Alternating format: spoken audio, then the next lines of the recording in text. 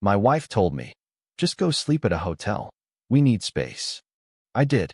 The next day, I found a $5,879 charge on our joint card. She had flown her friend in from Vegas. I canceled the card. 47 missed calls. Hey there. We're working hard to hit our first 1,000 subscribers. If you love true, emotional stories, hit that subscribe button. It helps more than you know. Now let's get into the story. Just go sleep at a hotel tonight. We need space. That's what she said to me while brushing her teeth. Like it was nothing. Like kicking your husband out was just brushing teeth. And the way she said it? Flat. Emotionless. She didn't even look up.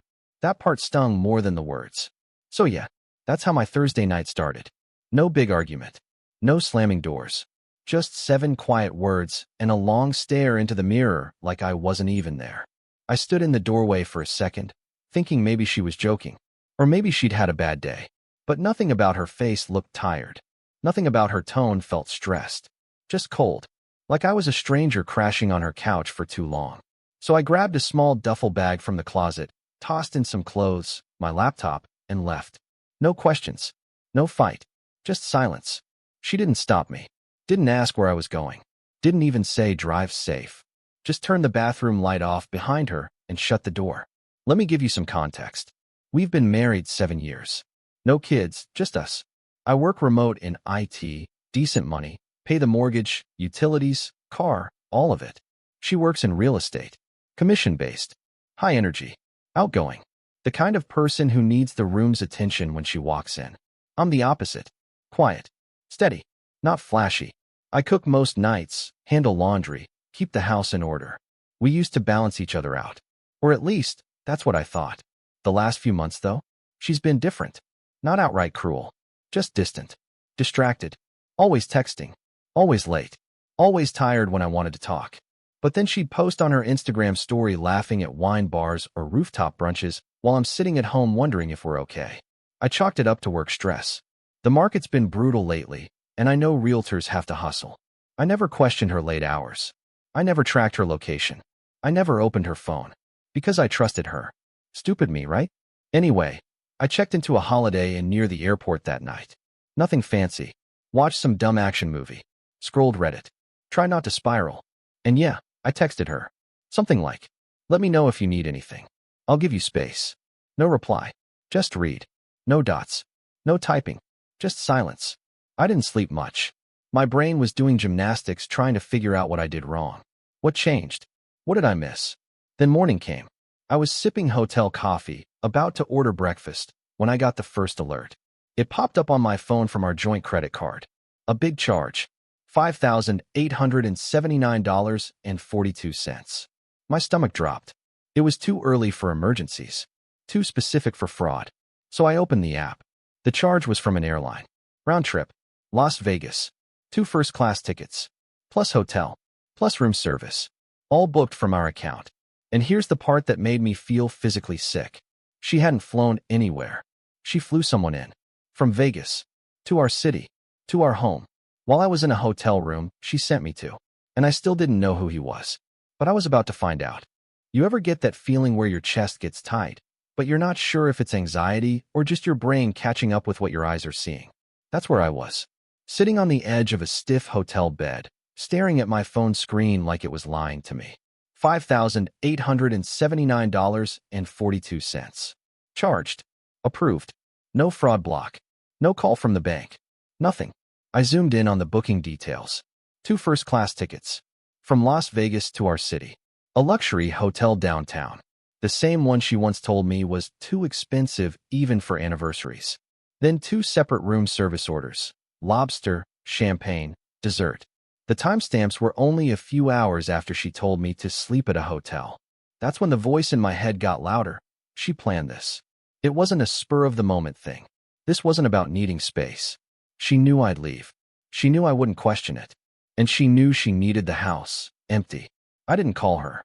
Not yet. I couldn't. I needed to see something. Anything.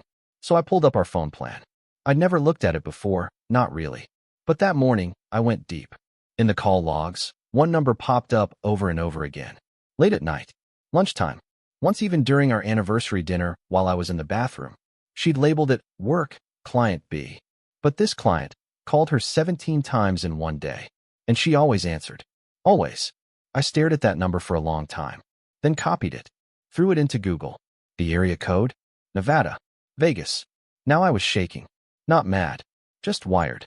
You know when your body knows before your brain does. That was me. I opened her Instagram. Nothing posted in 48 hours. Odd for her. Then I opened his number in WhatsApp. I didn't expect anything, but it popped up. A profile pic. A shirtless gym selfie. Tattoos. Designer sunglasses. The caption said, "Catch flights, not feelings." I felt sick. Not because he was better looking or richer or whatever. Because he looked young. Barely 25. And I was starting to get the full picture. I drove back to the house. I don't even remember the ride. My brain was underwater. The garage was empty when I pulled up. No sign of her car. No lights on. The bedroom blinds were shut, something she never does. She likes the sun coming in. I sat in the driveway for 20 minutes. Just breathing. Watching. Wondering who was inside. I didn't go in. Not yet. Instead, I opened the bank app again and went to the card settings. I didn't freeze the card. I didn't cancel it. I left it wide open and turned on transaction alerts. I wanted to watch it happen. That night, the card got hit again. $684.29. Hotel spa services. $79.99. Room service. Romantic platter for two. I stared at those notifications while lying in a dark hotel room. Lights off. Phone glowing in my hand. She never once texted me. No good night. No you okay? No we'll talk soon. She just disappeared. And now, I knew why. By Saturday afternoon, I wasn't even tired anymore. I hadn't slept more than 2 hours since she told me to leave, but I didn't feel it. My body was running on some kind of quiet rage I couldn't explain. It wasn't the yelling, punching walls type. It was the still, cold kind. The kind that makes you sharper, observant. I hadn't spoken to her in 2 days. Not a single word. Not a single message. But the bank notifications kept talking. $52. Cocktails, rooftop bar. $1,034. Jewelry boutique. $63. Uber Black, drop-off, our house. That last one. That was the moment I knew. He was at my home. I parked a block away. Walked the rest. I don't even remember crossing the street. Just the sound of my own heartbeat and my feet hitting the pavement. It felt like walking into a memory someone else had ruined. The porch light was on, a soft glow leaking out through the curtains. I didn't ring the bell. I didn't knock. I just stood there for a while. Then I walked around to the side of the house and looked through the narrow kitchen window. She was there, laughing, holding a wine glass, wearing the silk robe I gave her last Christmas. And across the island from her was him. Exactly the guy I saw in the WhatsApp picture. Tank top, gold chain, barefoot. He said something and she laughed again. Full belly laugh, the kind I hadn't heard from her in months. Then he walked up behind her and kissed her shoulder. Not just a friend's being stupid thing. A kiss you don't fake. A kiss you don't give unless something's already been happening. She leaned into it, smiled, poured him another glass. I watched for 10 seconds, then backed away like I'd been burned. Here's the thing though. I didn't feel rage. I didn't scream. I felt something worse. Relief. Because now I knew I wasn't crazy. All the nights she said she was closing with clients. All the times she came home smelling like cologne that wasn't mine. All the conversations that died the second I walked into a room. They finally made sense. This wasn't some emotional confusion or marriage drifting apart. She invited another man into our home. Our kitchen. Our bedroom. Our life. And paid for it all with my money. I walked back to the car. Didn't run. Didn't panic. Just opened the door, sat down, and opened the bank app again. I looked at the list of charges. All of them. Every last one. Then I scrolled down and tapped freeze card. A little message popped up. Are you sure? I hit yes. Then I opened another app, our credit union, and transferred every cent out of our joint account. $14,207.36. Gone. In one click. Into an account she couldn't touch. I changed the password. Logged out. Then I turned off the engine and just sat there in silence. The kind of silence that doesn't feel empty. It feels like air finally coming back into your lungs. That night, she called for the first time. I didn't answer. 10 minutes later, a text. Hey, are you okay? An hour after that, something's wrong with the card. Can you check it? By 2 a.m., 7 missed calls. Then 12. Then 47. She must have been standing there, phone in hand, watching her little fantasy fall apart one failed transaction at a time. And I didn't lift a finger. Not because I wanted revenge. Because I was done playing dumb. She didn't come home the next morning. Didn't text. Didn't call again. I guess the 47 missed calls the night before were her version of panic. But when she woke up and realized the card still wasn't working, that's when it got interesting. At 10:21 a.m., I got a new alert. Attempted charge, $328, spa treatment, declined. Then another, $119, brunch and champagne, declined. Then a third, $62, Uber ride, declined. That was the one that hit me, because she was trying to leave, and I had just canceled the escape hatch she built using my money. I was already back at the house by the time she showed up. I didn't make a scene.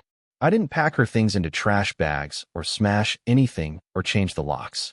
I wanted her to walk through the front door and see me there. Calm. Waiting. Unbothered.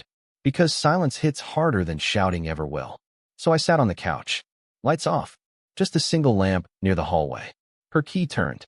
The door creaked. She stepped inside, pulling a roller suitcase behind her and talking on her phone to someone, probably him. When she saw me sitting there, she froze. Mid-word. Mid-breath. Mid-lie. She hung up fast. Stood still in the entryway like she was trying to figure out if I was a ghost. I didn't speak. She broke first. Hey, she said carefully. You're back. I nodded once. She laughed, nervously. Sorry I didn't message. It's been kind of a blur. You know, taking space and all that. I didn't want to overwhelm you. I didn't answer. She started walking in, real slow, like stepping into a trap. Okay, she said, dropping her bag by the stairs. Look, I know this looks bad. But nothing happened, all right? He's just a friend. He came to visit, and I didn't want you to feel awkward about it. She said, nothing happened, while wearing the same silk robe I saw her in through the window 2 nights ago. I reached to the table next to me, pulled out a manila folder. Inside, printouts of every bank transaction from the last 48 hours. I slid them across the table to her without a word. She picked them up like they were hot to the touch. I could see her eyes scanning.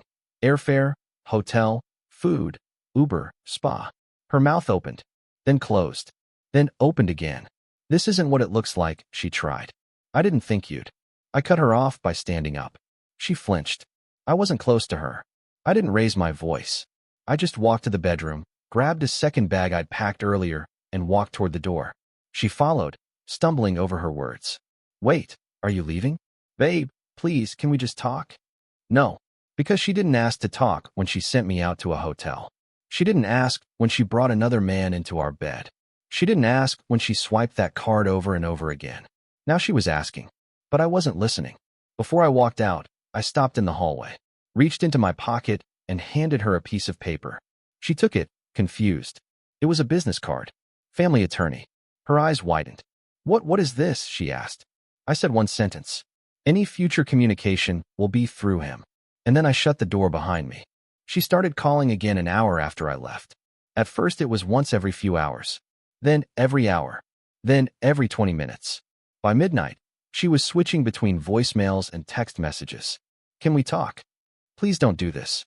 We made vows. I just needed to feel something. I was lonely.